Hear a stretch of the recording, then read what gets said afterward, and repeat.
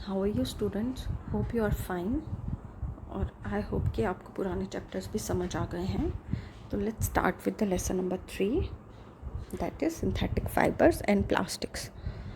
तो बच्चों, आपको इसके नाम से क्या समझ आ रहा है? सिंथेटिक का मतलब होता है आर्टिफिशियल। ओके, सिंथेटिक फाइबर्स मतलब आर्टिफिशियल फाइबर्स एंड प्लास्टिक्स।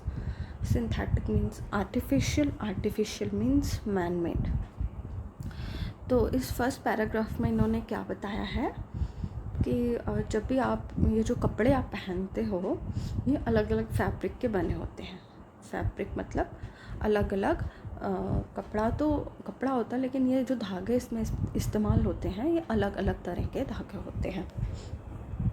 तो फॉर एग्ज़ाम्पल आप बाज़ार में मम्मा के साथ मार्केट में जाते हो तो कोई कपड़ा ख़रीदने जाते हो तो अगर शॉपकीपर आपको अलग अलग टाइप के शर्ट्स दिखाता है तो आप उसे ये कहते हो कि मुझे इस फैब्रिक में कपड़ा नहीं चाहिए, मुझे कॉटन के फैब्रिक में कपड़ा चाहिए या मुझे थोड़ा शाइनी फैब्रिक में कपड़ा चाहिए।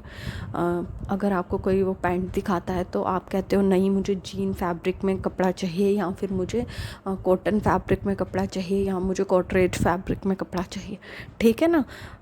कपड़ा तो होता है लेकिन वो अलग अलग फैब्रिक से बनता है।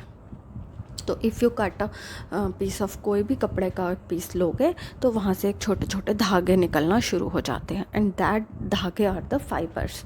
और जब हम फाइबर को आपस में मिंगल करते हैं तो वो फैब्रिक बनाता है। ओके, आई होप कि ये आपको समझ आया। फैब्रिक और फाइबर और क्लोथ्स। तो अब आगे हम क्या पढ़ते हैं?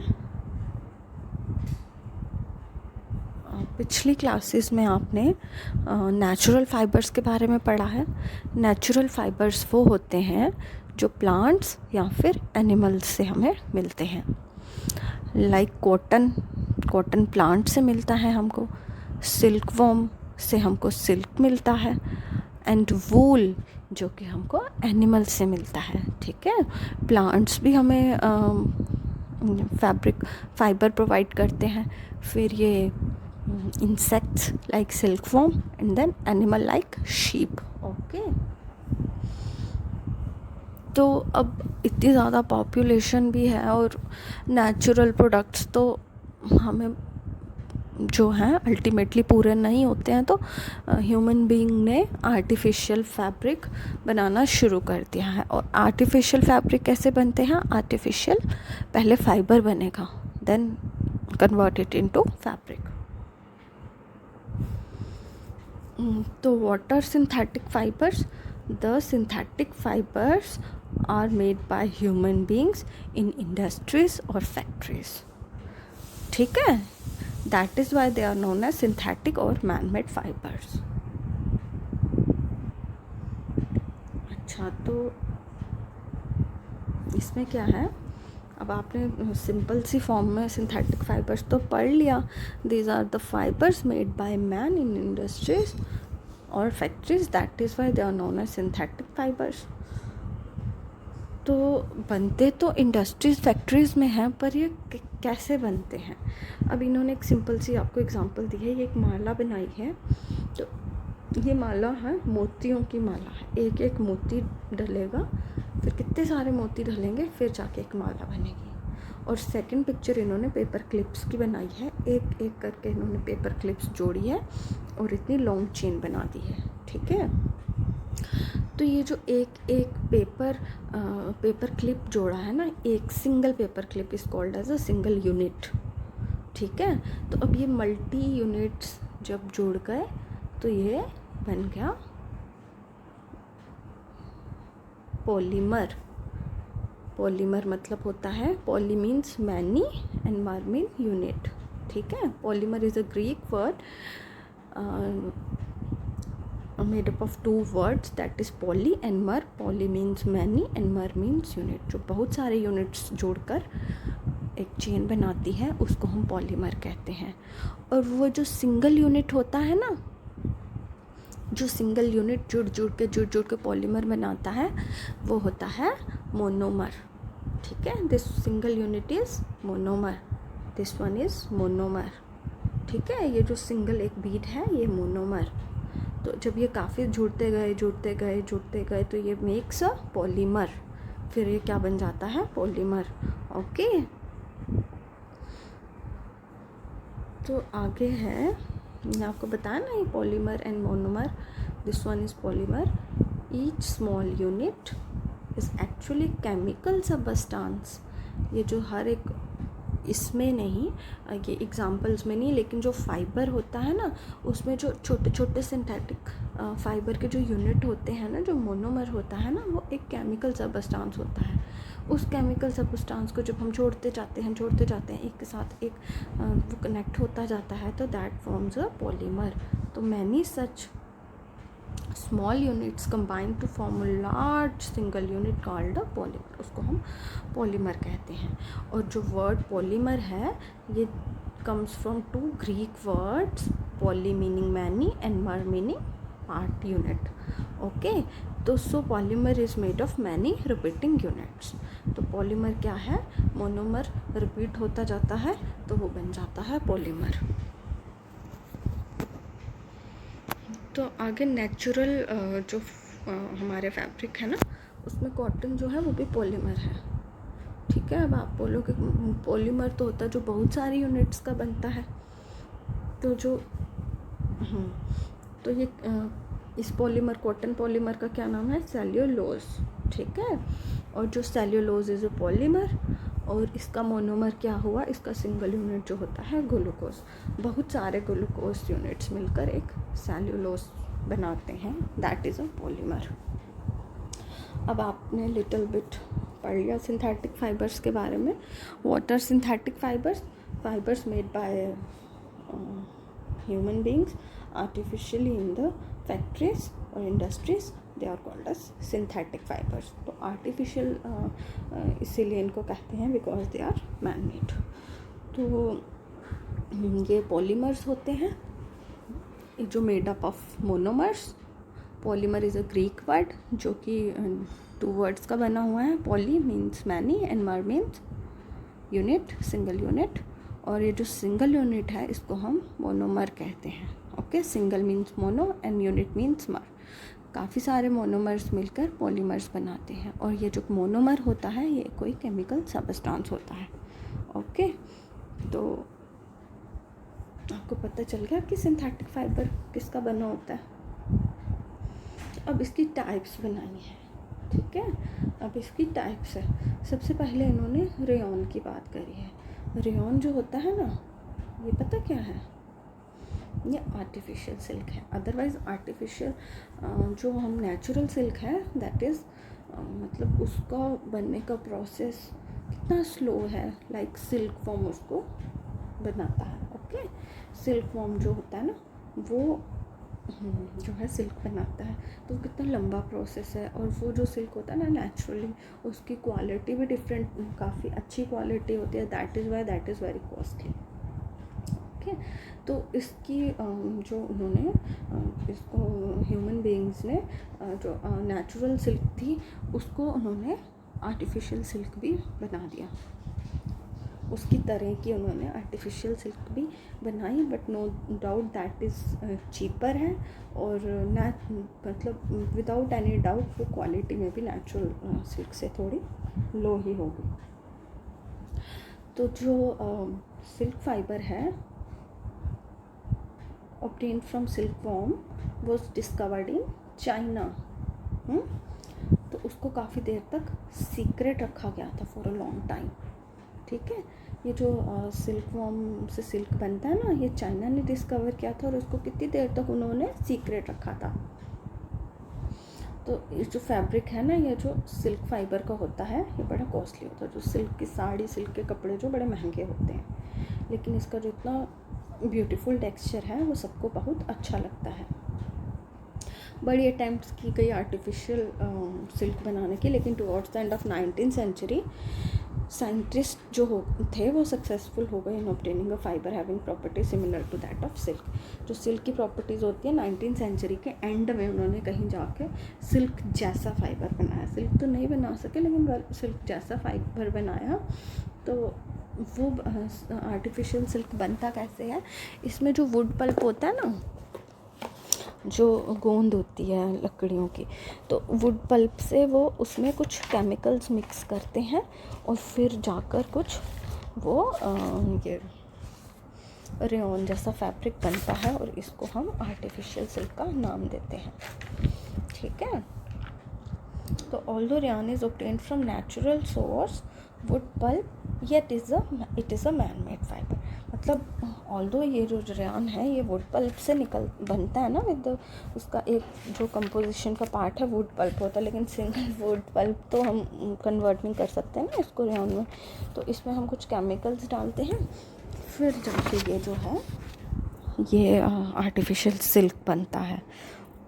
तो इसीलिए हम इसको मैन मेड भी आर्टिफिशियल सिल्क इसीलिए बोलते हैं बिकॉज इट इज़ इसका कंपोजिशन क्या है, एक वुड पल्प है प्लस केमिकल्स हैं।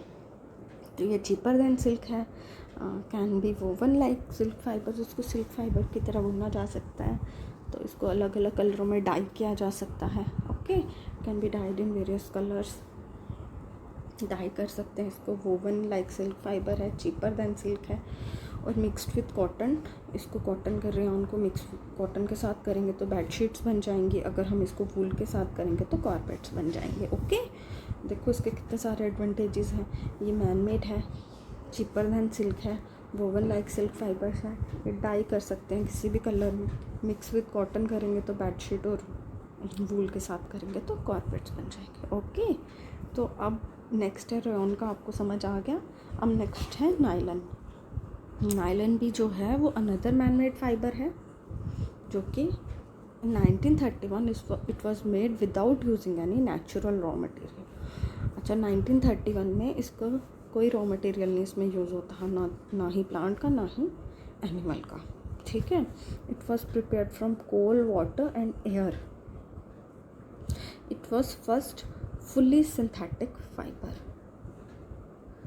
ठीक है, ये पहले जो पूरा सिंथेटिक फाइबर था, किससे प्रिपेयर होता है, कोयले से, पानी से और हवा, इन तीनों चीज़ों को मिक्स करके।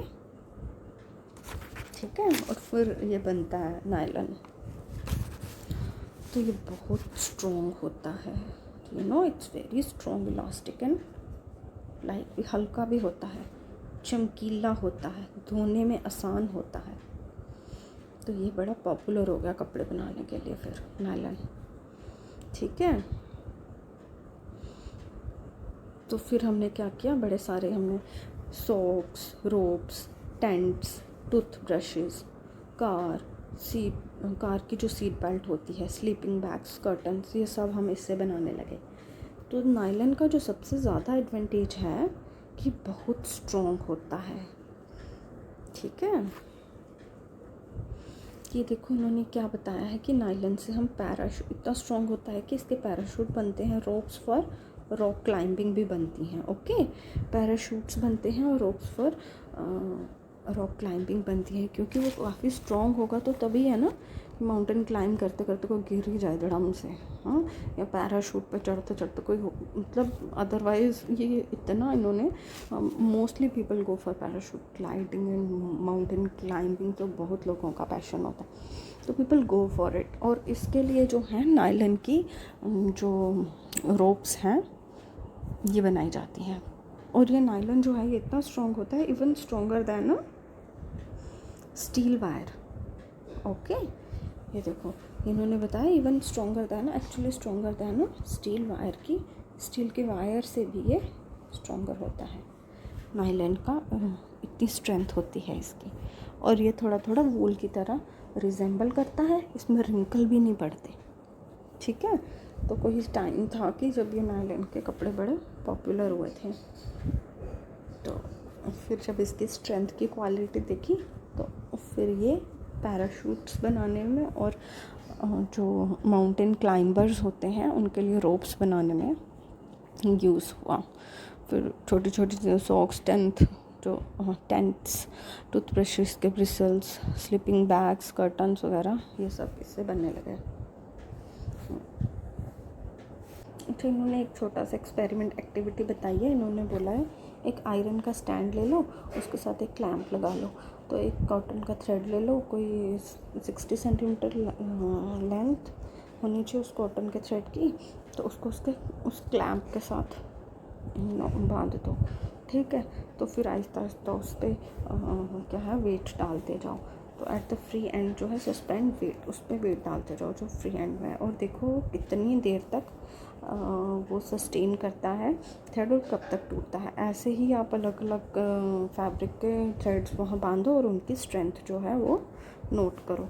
उसको वूल के साथ, पॉलिएस्टर के साथ, सिल्क के साथ, लिनन के साथ रिपीट करो। तो आपने ये सब थ्रेड्स के साथ, सब फाइबर्स के साथ ये एक्सपेरिमेंट करना है और नोट करना है यहाँ पर कि वो कितना वेट जो है वो बेयर कर सकती हैं, ठीक है। अब नेक्स्ट है पॉलिएस्टर एंड एक्राइलिक। इसकी भी कुछ ये भी अनदर सिंथेटिक फाइबर है।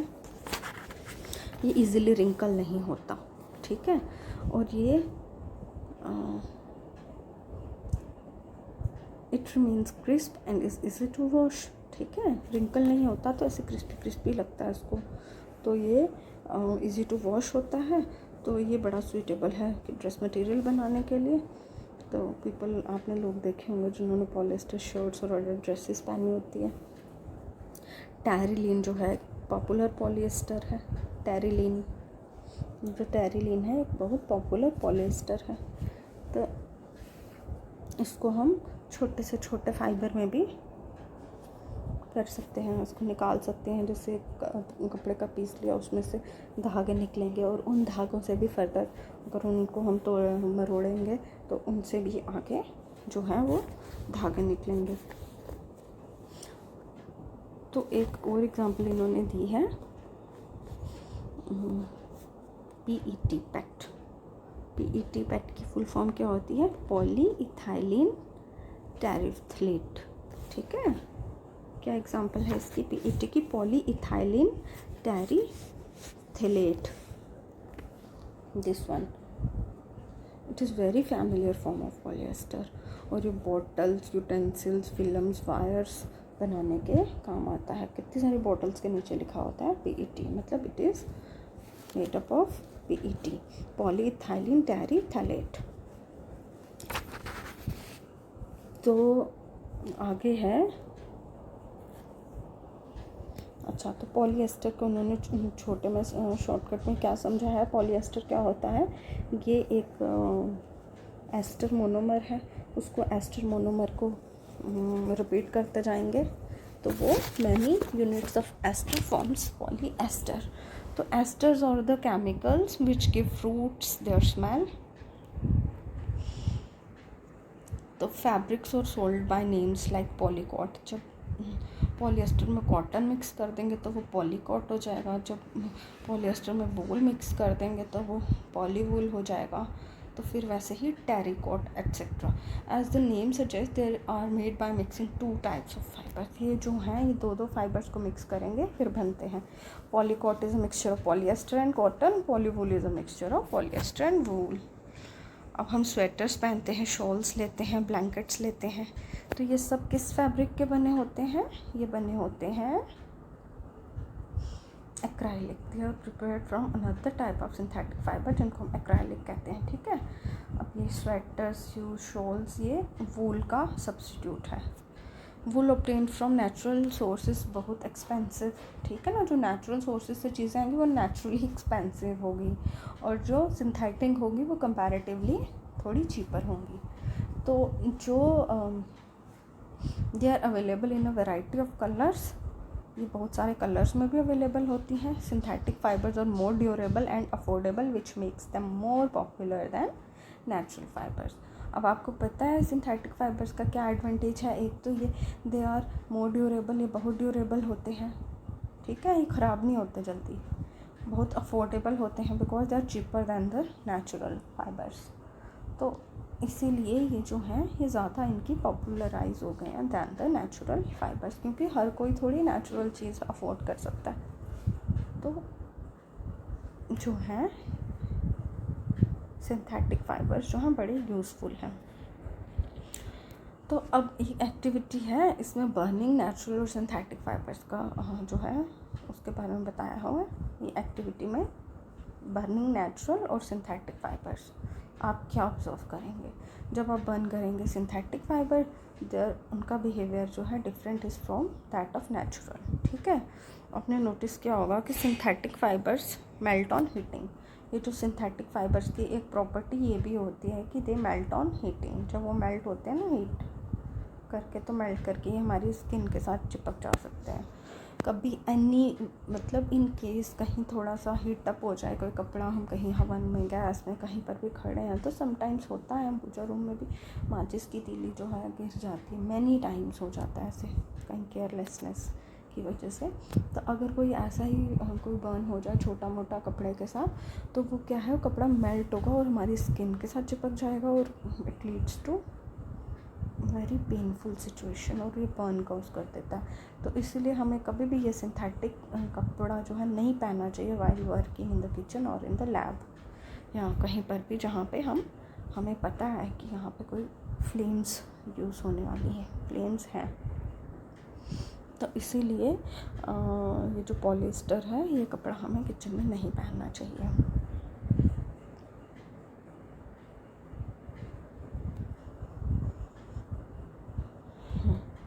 तो बहुत सारे सिंथेटिक फाइबर्स जो हैं वो प्रिपेयर किए जाते हैं by number of processes using raw material of petroleum origin.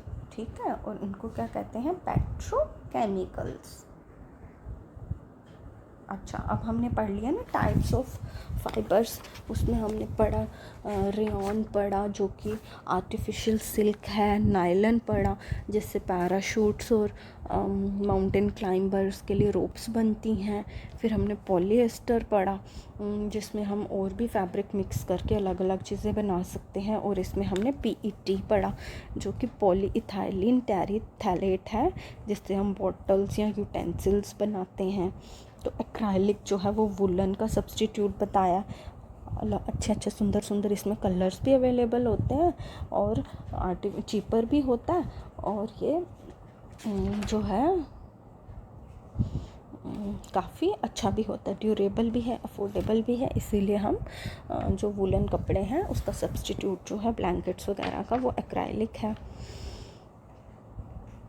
तो और क्या बताया इन्होंने कि अगर एक एक्सपेरिमेंट अगर हम और करते हैं हम, तो अगर हम आर्टिफिशियल फैब्रिक को और हम नेचुरल फैब्रिक को पानी में सोक करेंगे ना, तो क्या होगा कि जो आर्टिफिशियल फाइबर है ना, वो पानी को कम एब्जॉर्ब करेगा rather than natural fibre. Natural fibre जो है वो पानी को अच्छा खासा एब्जॉर्ब कर लेगा।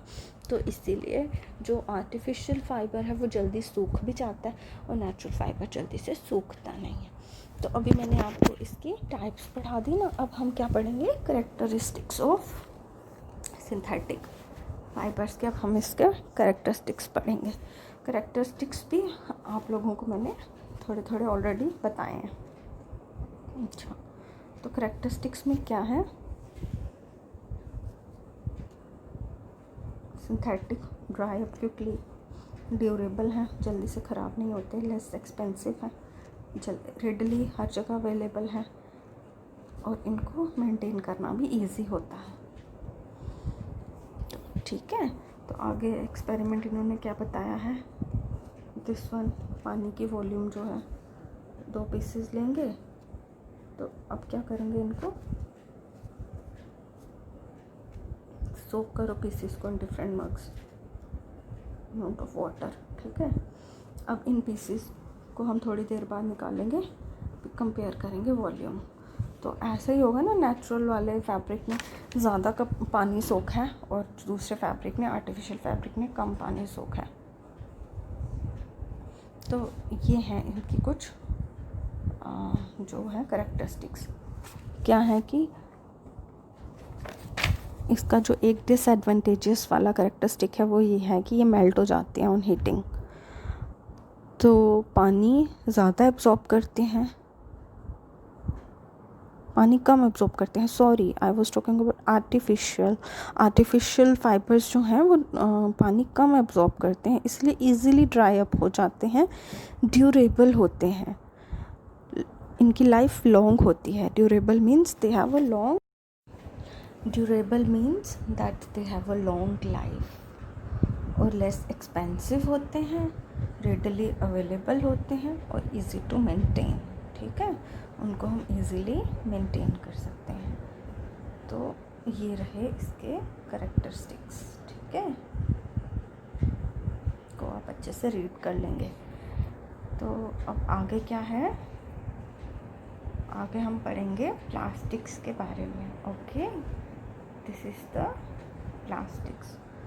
तो प्लास्टिक में क्या है कि ये भी पॉलीमर्स होते हैं, लेकिन ये डिफरेंट टाइप्स के होते हैं। कहीं पर ये लीनियर फॉर्म में होते हैं और कहीं पर ये क्रॉस लिंक्ड होते हैं।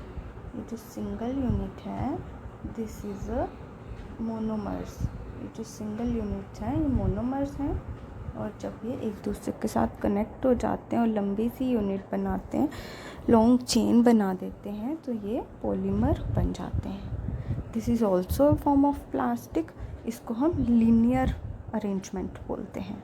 एंड सेकेंड अरेंजमेंट इज़ जब एक चेन ऑफ पॉलीमर दूसरी चेन ऑफ पॉलीमर के साथ क्रॉस लिंक हो जाती है, तो उसको हम क्रॉस लिंक्ड अरेंजमेंट बोलते हैं। 2 or more chains of polymer cross linking with each other from the cross linked pattern, ठीक है। तो जो प्लास्टिक्स होते हैं इज़ ऑल्सो ए पॉलीमर। ये भी एक पॉलीमर ही होता है, जैसे सिंथेटिक फाइबर का होता है ना, ये भी एक तरह का पॉलीमर ही होता है, पर ये डिफरेंट थोड़ा होता है सिंथेटिक फाइबर से। तो ये लीनियर फैशन में भी होता है और क्रॉस लिंक्ड भी होता है। ओके, तो जो प्लास्टिक के आर्टिकल्स होते हैं ना, वो किसी भी शेप में हो जाते हैं। हमने देखा चेयर, बाल्टी, और घरों में कितने डिब्बे, 100 and 1000 ऑफ आइटम्स अगर आप सर्च करोगे तो वो प्लास्टिक्स की हमें मिल जाएगी डिफरेंट शेप्स एंड साइजेस में, ठीक है। तो ये ऐसा क्यों होता है? Because of the there are 2 properties of plastics. तो एक टाइप जो है प्लास्टिक की वो होती है थर्मोप्लास्टिक्स, और दूसरी जो इसकी टाइप है प्लास्टिक की वो होती है थर्मोसेटिंग प्लास्टिक। और जो ये थर्मोप्लास्टिक्स होते हैं, जो थर्मोप्लास्टिक्स होते हैं ये पॉलीमर होते हैं, ये लीनियर या फिर क्रॉस लिंक्ड होते हैं। ओके, तो इनको अगर हम हीट करेंगे ये इजीली डिफॉर्म हो जाएंगे। अगर हम इनको हीट करेंगे इनकी शेप चेंज हो जाती है और इजीली बेंड हो जाते हैं, इसीलिए हम इनको रीयूज़ कर सकते हैं। जैसे कि आपने देखा ही होगा, अगर हम प्लास्टिक बोतल में गर्म पानी डालेंगे तो उसकी शेप चेंज हो जाती है। तो वो जो है ना, वो थर्मोप्लास्टिक होते हैं जिनकी शेप चेंज हो जाती है, जो हीट करने से चेंज हो जाते हैं। ये पॉलीमर होते हैं और ये लीनियर भी होते हैं और ये क्रॉस लिंक्ड भी होते हैं, ठीक है। और एग्जांपल क्या है इसकी? एग्जाम्पल्स ऑफ थर्मोप्लास्टिक्स है, इसकी जो एग्जाम्पल है वो है पॉलीथीन एंड पीवीसी। जो इनकी एग्जाम्पल है वो है पॉलीथीन एंड पीवीसी। और ये यूज़ किस में होते हैं? टॉयज़ मैन्युफैक्चरिंग करने में, ठीक है। अब ये जो थर्मोप्लास्टिक्स हैं ये वो प्लास्टिक होते हैं जो हीट करने से डिफॉर्म हो जाते हैं और हम इनको किसी भी शेप में मोल्ड कर सकते हैं। एग्जांपल है पॉलीथीन, जैसे कि लिफाफा, और पीवीसी। और इससे हम क्या करते हैं? टॉयज़ मैन्युफैक्चर करते हैं और कॉम्स बनाते हैं। और दूसरी जो टाइप है वो है थर्मोसेटिंग प्लास्टिक्स। दीज के नॉट बी रीशेप्ड। इनको हम रीशेप नहीं कर सकते क्योंकि ये हीट करने से इनकी शेप जो है वो चेंज नहीं होती है। Okay, on heating there are some plastics which when moulded once can not be softened by heating, ठीक है। एक बार ही जिनको एक शेप में ढाल दिया, वो दूसरी बार वो हीटिंग से सॉफ्टन नहीं होते और इनको सेट हो जाते, सेट हो गए होते हैं ना एक ही शेप में, इसीलिए हम इनको थर्मोसेटिंग प्लास्टिक्स कहते हैं। और जो इसकी एग्जांपल है वो है बेकलाइट और मेलामाइन। बेकलाइट और मेलामाइन, मेलामाइन के तो कितनी क्रॉकरी भी आती है आजकल मार्केट में, मेलामाइन की कितनी क्रॉकरी आ रही है मार्केट में, है ना।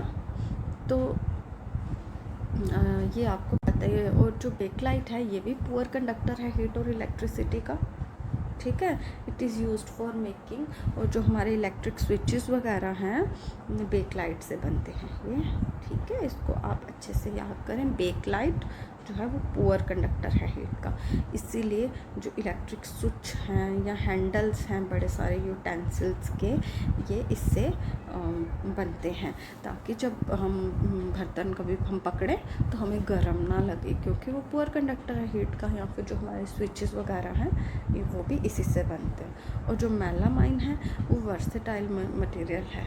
वर्सेटाइल है, इसके बड़े सारे फ़ायदे हैं, क्योंकि ये रेजिस्ट करता है हीट, फायर को भी, ठीक है, ये आग में भी नहीं पिघलता।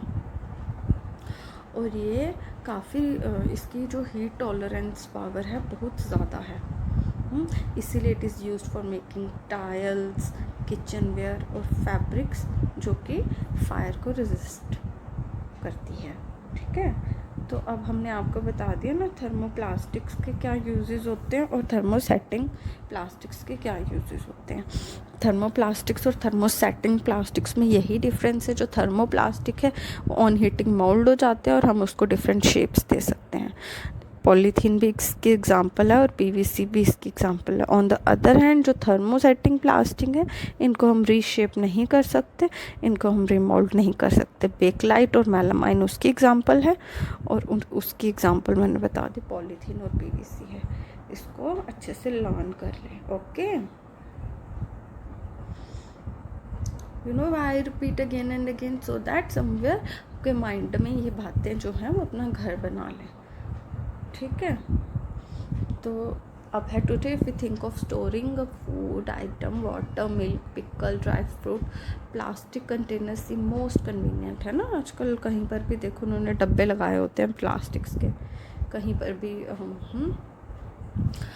किचन्स में मोस्टली प्लास्टिक के डब्बे होते हैं, जिससे हम दालें मसाले सब कुछ डाले होते हैं। तो ऐसा क्यों? बिकॉज ऑफ देयर, उनका वेट लाइट होता है, चीप होते हैं, अच्छी स्ट्रेंथ होती है और इजी हैंडलिंग होती है, ठीक है। ये मेटल के कंपैरिजन लाइट होते हैं। प्लास्टिक्स जो हैं वो यूज़ होते हैं कार्स में, एयरक्राफ्ट में, इवन की स्पेस क्राफ्ट में भी, ठीक है। लिस्ट जो है इनकी एंडलेस है, ख़त्म ही नहीं होंगे। अगर इनको हम काउंट करें, हमारी चप्पलें, हमारा फर्नीचर, हमारा डेकोरेशन पीसेस और इवन की कितना स्टोरेज मटेरियल जो है वो प्लास्टिक से बना होता है। तो इसीलिए अब हम इसकी करैक्टरिस्टिक्स पढ़ेंगे। सबसे पहले क्या है इसकी प्रॉपर्टी में? सबसे पहले है कि ये जो प्लास्टिक है ये नॉन रिएक्टिव होते हैं। क्या आप जानते हैं?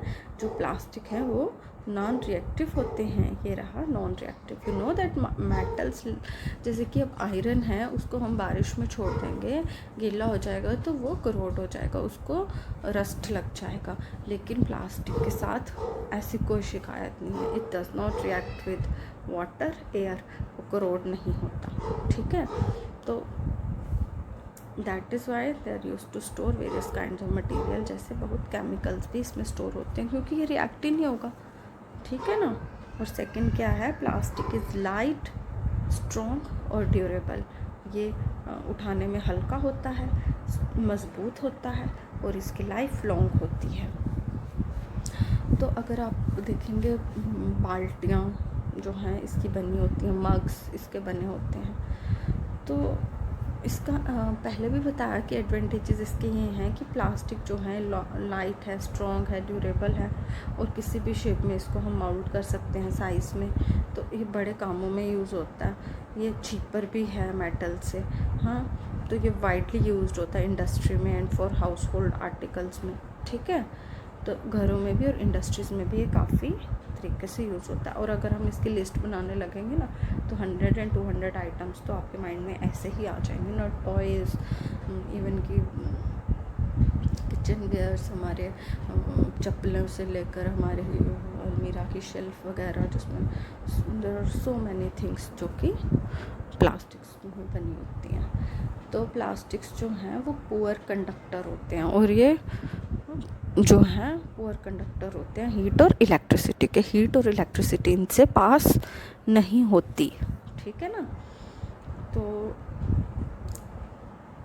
अगर हम प्लास्टिक कहीं रख देंगे, प्लास्टिक जो है ना ही वो हीट पास कर पाएगा ना ही इलेक्ट्रिसिटी पास कर पाएगा। इसीलिए जो इलेक्ट्रिक वायर्स हैं इनके ऊपर की कवरिंग जो होती है ना वो प्लास्टिक की बनी होती है।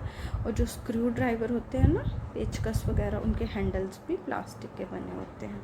तो इवन कि कई बार तो हैंडल्स ऑफ फ्राइंग पैन्स भी प्लास्टिक के बने होते हैं ताकि गैस पे गर्म ना लगे। ओके,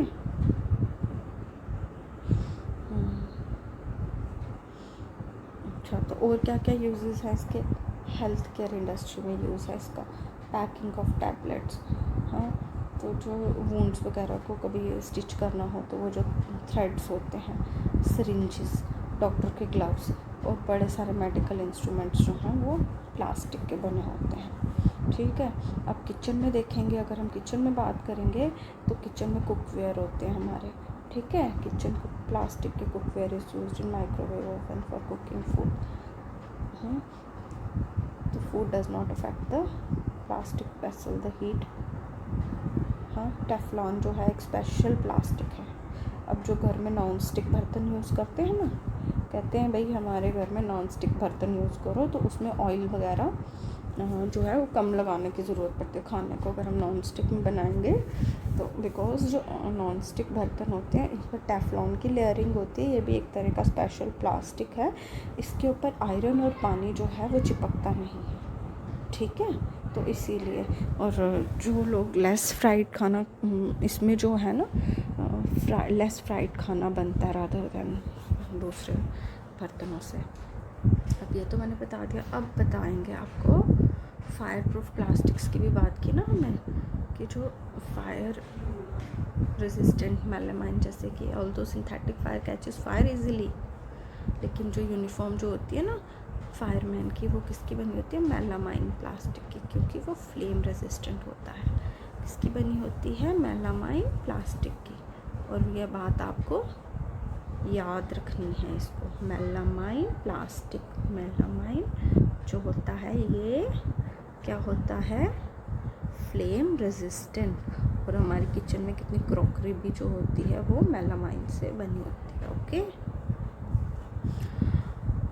एक बात, जब मेरा लेक्चर मैं डिलीवर करती हूँ, मेरी कोशिश होती है कि मैं बच्चों को, तो मेरी कोशिश होती है कि मैं बार बार बोलने से ही तुम लोग सुनो और तुम्हारे माइंड में रिटेंशन हो जाए उन वर्ड्स की, आपको स्पेशल लर्न ना करना पड़े।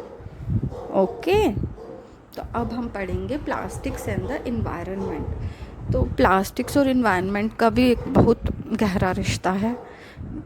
बिकॉज प्लास्टिक की एक ऐसी प्रॉपर्टी होती है कि ये डिकम्पोज नहीं होता, ये मिट्टी में नहीं मिलता। तो इसकी वजह से ये is a major cause of pollution, polluting the natural environment. ठीक है, तो ये जो अब हमने दो तरह के मटेरियल पढ़ने हैं। एक पढ़ेंगे हम बायोडिग्रेडेबल और एक पढ़ेंगे हम नॉन बायोडिग्रेडेबल सबस्टांसेस। ओके, और मटेरियल जो नेचुरल प्रोसेसेस से डिकम्पोज हो जाता है उसको हम कहते हैं बायोडिग्रेडेबल। ठीक है, नेचुरल प्रोसेसेस मतलब by the action of bacteria, उसको हम कहते हैं बायोडिग्रेडेबल। और जो मटेरियल इजीली डिकम्पोज नहीं होता नेचुरल प्रोसेसेस से, उसको कहते हैं नॉन बायोडिग्रेडेबल। अब ये पैराग्राफ में आपको समझना है कि बायोडिग्रेडेबल एंड नॉन बायोडिग्रेडेबल क्या होता है। बायोडिग्रेडेबल, बायो मतलब नेचर, डिग्रेड हो जाए, जो नेचुरल प्रोसेसेस से जो चीज़ डिग्रेड हो जाए उसको हम कहते हैं बायोडिग्रेडेबल। और नॉन बायोडिग्रेडेबल होता है जो नेचुरल प्रोसेसेस से डिग्रेड नहीं होती। हाँ, तो हमने इस टेबल पे क्या पढ़ना है कि हमने ये बात तो बोल दी कि बायोडिग्रेडेबल वो होता है जो by the action of bacteria decompose हो जाए, लेकिन इधर इन्होंने टाइम बताया हुआ है। टाइम क्या बताया? जो 1 साल के अंदर अंदर, जो कि 1 साल के अंदर अंदर जो है वो डिकम्पोज हो जाए जो चीज़ें, जो चीज़ें 1 साल के अंदर अंदर डिकम्पोज हो जाएं, दे आर बायोडिग्रेडेबल। और वो कौन कौन सी होती हैं? सब्जियों का वेस्ट, पेपर हो गया, फिर ये कॉटन क्लॉथ हो गए, वो वुड हो गई, वुलन क्लॉथ्स हो गए, ये सब जो हैं ये बायोडिग्रेडेबल वेस्ट की कैटेगरी में आता है। ठीक है। और नेक्स्ट है ये मेटल्स बताए हैं, टिन, एल्युमिनियम और मेटल कैंस और प्लास्टिक बैग्स, ये दोनों जो हैं वो नॉन बायोडिग्रेडेबल वेस्ट की कैटेगरी में आते हैं। ओके, तो और क्या है इसमें कि क्यों ये आते हैं? क्योंकि ये जो मेटल्स हैं ये तो 100-500 साल लेंगे डिजेनरेट होने में, लेकिन ये जो प्लास्टिक बैग्स हैं they take several years. Okay, they are enemies of environment. तो इसमें आपने देखा इस टेबल में कि बायोडिग्रेडेबल तो नेचुरली वही हैं जो नेचुरल प्रोसेस से वेस्ट को डिग्रेड कर देते हैं, तो लेकिन एटलीस्ट दे टेक 1 ईयर के अंदर अंदर ये डिकम्पोज कर देता है। और जो 100 साल, 500 साल और सेवरल ईयर्स लेता है डिजनरेट होने में, तो वो नॉन बायोडिग्रेडेबल की कैटेगरी में आते हैं। ओके, तो अब हम आगे क्या पढ़ेंगे?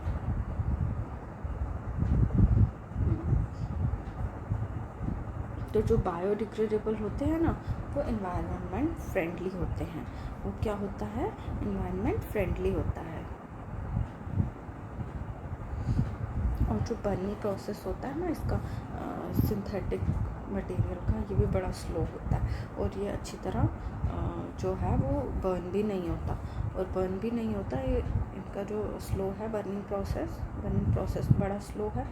और जब ये बर्न होता है ये पॉइजनस फ्यूम्स जो है वो एटमॉस्फेयर में रिलीज़ करता है। ठीक है, वो जो है पॉइजनस फ्यूम्स रिलीज़ करता है एटमॉस्फेयर में, तो क्रिएटिंग द एयर पोल्यूशन। तो अब आपने ये भी देखा है कि जो गार्बेज डंप होता है वहाँ पे एनिमल्स खा रहे होते हैं, और आपको पता है एनिमल्स खाते खाते ना कभी कभी पॉलीथीन्स भी स्वॉलो कर जाते हैं, और ये मेजर कॉज ऑफ डेथ है एनिमल्स में आजकल। तो काउज वगैरह कितनी, तो वो ये सब खा लेते हैं, तो फिर बाद में ये प्लास्टिक का जो मटेरियल है ये वो खुद डाइजेस्ट तो नहीं कर पाते, तो ये उनके रेस्पिरेटरी सिस्टम के साथ जाके ब्लॉक कर देता है इनका रेस्पिरेटरी सिस्टम को, और इनके स्टोमक में लाइनिंग सी भी बना देता है। दिस कॉजेज डेथ, और ये एनिमल्स की मेजर कॉज है डेथ का। तो इसीलिए ये जो हमने कभी कभी होता है ना कि पॉली बैग्स हम यहाँ वहाँ फेंक देते हैं केयरलेसली, तो ये क्या करता है, ये ना ड्रेन्स जो होते हैं ना नौलियों को ब्लॉक कर देता है। ठीक है ना, उससे भी हमारा ड्रेनेज सिस्टम कितना ख़राब हो जाता है। तो जैसे कि अब हम चिप्स के पैकेट, बिस्किट के पैकेट, अदर ईटेबल्स के पैकेट रोड पे, पार्क्स या पिकनिक प्लेसेस में जब फेंकते हैं ना, अब हर जगह लिखा होता है कि नो प्लास्टिक बैग्स ना, तो वो आप अब आगे से कभी मत फेंकना। ओके, हाँ, तो अब हम लास्ट के कुछ पॉइंट्स पढ़ेंगे। इसमें हमें ये पढ़ना है कि हम कौन कौन से मेजर्स लेते हैं ताकि हम अपने एनवायरनमेंट को क्लीन रख सकें, हम कितना प्लास्टिक को अवॉइड कर सकते हैं। तो सबसे पहले तो इन्होंने यही कहा है कि अवॉइड करना चाहिए प्लास्टिक को as much as possible. Okay, तो हमें बैग्स, कॉटन के बैग्स या जूट के बैग्स यूज़ करने चाहिए जब भी हम शॉपिंग के लिए जाते हैं। तो बायोडिग्रेडेबल वेस्ट जो है उसको अलग डिकम्पोज करना चाहिए, और जो नॉन बायोडिग्रेडेबल है उसको अलग से हमें 2 डस्टबिन्स लगाने चाहिए। अब तो वैसे स्वच्छ भारत अभियान के अंडर 2 डस्टबिन्स लगाए हैं, एक में हमको डिग्रेडेबल वेस्ट को, बायोडिग्रेडेबल वेस्ट को डिस्पोज करना चाहिए, और दूसरे में हमको नॉन बायोडिग्रेडेबल वेस्ट को डिस्पोज करना चाहिए। Is a very important point. तो ये हमें अपने घरों से ही स्टार्ट करना है। ओके, तो आगे जो है प्लास्टिक वेस्ट को हमें जितना हो सके रिसाइकल करना चाहिए। ओके, हमें प्लास्टिक वेस्ट को रिसाइकल करना चाहिए। तो वैसे भी मोस्ट ऑफ द जो थर्मोप्लास्टिक होता है ना वो तो हम उसको रिसाइकल कर भी सकते हैं, और हमें इन्वायरमेंट फ्रेंडली हैबिट्स अडॉप्ट करनी चाहिए। हमें इन्वायरमेंट फ्रेंडली हैबिट्स अडॉप्ट करनी चाहिए। हमें प्लास्टिक बैग्स जो हैं वो यहाँ वहाँ नहीं फेंकना चाहिए, पानी में भी नहीं फेंकना चाहिए, क्योंकि it is responsible for water pollution and soil pollution. तो जो जितना भी प्लास्टिक मटेरियल है उसका मिनिमम यूज़ करना चाहिए। और हमें क्या करना चाहिए, और हमें ये जो 5R हैं इनको अपनाना चाहिए। ये 5R, reduce, reuse, recycle, recover and refuse. Okay, हमें जो 5R हैं, 5R का जो प्रिंसिपल है वो अपनाना चाहिए। मतलब रिड्यूस करो प्लास्टिक का यूज़, रीयूज़ करो प्लास्टिक को, रिसाइकल करो प्लास्टिक को, और उसको रिकवर करो, और प्लास्टिक मत बनाओ। ओके, तो ये रहा हमारा लेसन नंबर 3। तो आई होप कि आपको समझ आया होगा। अगर आपको रिटेंशन नहीं हो रहा है इस टॉपिक्स की, इसको आप 2 या 3 बार ज़रूर इसको देखें।